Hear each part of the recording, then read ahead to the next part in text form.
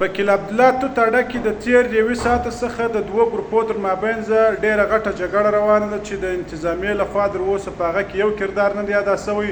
موږ ته یو ملګري ویډیو رالیږلې ده چې په هغه کې ډېر زخمیان معلومیږي، ډېر شهیدان پکې معلومیږي. د دوو ګروپو تر مابینځ جګړه روانه ده چې د مالیه او کلي انسانان ټول په تشویش کې دي او ټول په دغه اوازو دي چې یو څوک ترې راسي دغه دوې قبیلې دي زړه خلاصې کړي.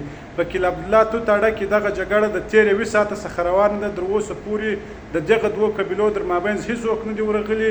د زخمیانو او د وژل سوو خلکو اطلاع راځي چې د 10 او 15 په مابینځ کې دومره انسانان وژل سوي دي او زخمیان هم بیخي ډېر سوي دي. په دغه ویډیو کې تاسو کتلی سئ، خو موږ پوره ویډیو تاسو ته نسو ښکاره کولی ځکه چې هغه د فیسبوک خلاف ورزي ده او پیج ته نقصان کوي.